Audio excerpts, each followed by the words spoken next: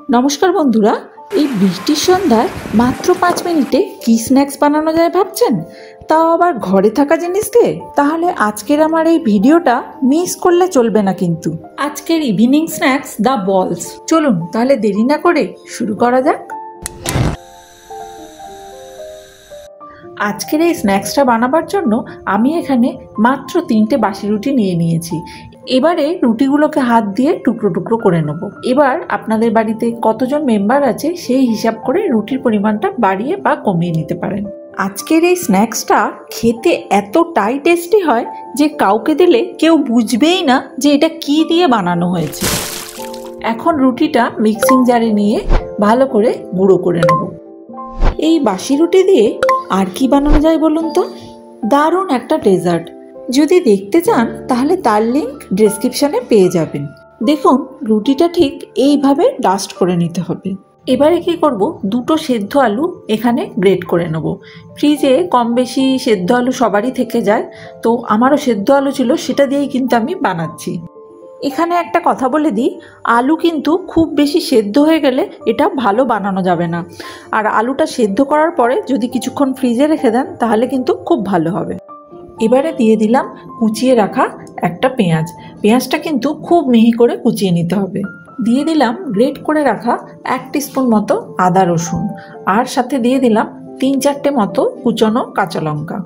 দিয়ে দিলাম 1 টিস্পুন মতো চাট মশলা আর কিছুটা গোলমরিচের গুঁড়ো। এবার দিয়ে দিলাম 1 টিস্পুন মতো বিট লবণ।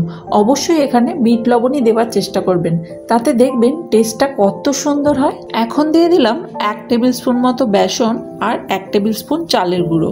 সাথে দিয়ে দিলাম বড় চামচের 2 চামচ মতো টক দই। দিয়ে সমস্তটাকে খুব ভালো করে মেখে নেব। আপনার কাছে যদি চালের গুঁড়ো না থাকে সেক্ষেত্রে কর্নফ্লাওয়ারও ইউজ করতে পারেন। তাতে কি হয়, এটা দারুণ ক্রিস্পি হয়। সমস্ত কিছু খুব ভালো করে মেখে নেওয়ার পরে দিয়ে দিলাম বেশ কিছুটা ধনেপাতা কুচি, আর ধনেপাতাটা দিয়েও বেশ ভালো করে একবার মেখে নিতে হবে। সমস্ত জিনিসটা মেখে নেওয়ার পরে হাতটা একবার ভালো করে ধুয়ে নেবেন। তারপরে বলগুলো তৈরি করবেন, দেখবেন বানাতে অনেক সুবিধা হচ্ছে। সমস্ত কিছু ভালো করে মেখে নেওয়ার পরে এর থেকে ছোট ছোট পোর্শন নিয়ে বলের আকারে বানিয়ে নিতে হবে। এতক্ষণ অবধি কষ্ট করে যারা আমার ভিডিওটা দেখছেন তারা তো বুঝেই গেছেন যে এটা বানাতে গেলে টেনশনের কোনো কারণ নেই, আর এমন কোনো জিনিসেরও প্রয়োজন নেই। ঘরে থাকা অতি থেকে অতি সামান্য জিনিস দিয়েই এটা বানিয়ে ফেলা যায়। দেখুন সমস্ত বলসগুলো বানানো হয়ে গেছে। এবার এগুলোকে ফ্রাই করার পালা। আমি এটা শ্যালো ফ্রাই করব, তাই কম তেল দিলাম, আর আপনারা চাইলে বেশি তেলেও এটা ফ্রাই করতে পারেন। তেলটা ভালো করে গরম করে নেওয়ার পরে ফ্লেমটা একটু কমিয়ে দিয়ে এগুলোকে একে একে ছাড়তে থাকবো। বলসগুলো তেলে দেওয়ার পরই একদমই নাড়াচাড়া করার দরকার নেই। কয়েক সেকেন্ড এটা এরকমইভাবে থাকবে যতক্ষণ না নিচটা একটু কুক হয়ে যাচ্ছে। কয়েক সেকেন্ড হয়ে গেছে। এবারে দেখুন আমি এগুলোকে আস্তে আস্তে খুন্তি দিয়ে একটু উল্টে পাল্টে দেবো। এবারে দেখুন এগুলো সমস্ত সাইড থেকে গোল্ডেন ব্রাউন হয়ে গেছে। এবার এগুলোকে তেল থেকে উঠিয়ে নেব, আর একই রকমভাবে সমস্তগুলো আমি ভেজে নেব। এবার এগুলোকে গরম গরম সসের সাথে সার্ভ করার পালা। এই বলসগুলো উপর থেকে যতটা ক্রিস্পি হয় ভিতর থেকে ততটাই সফট হয়। অবশ্যই একবার এইভাবে বাড়িতে ট্রাই করে দেখুন।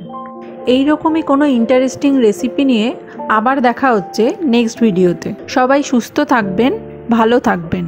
টাটা।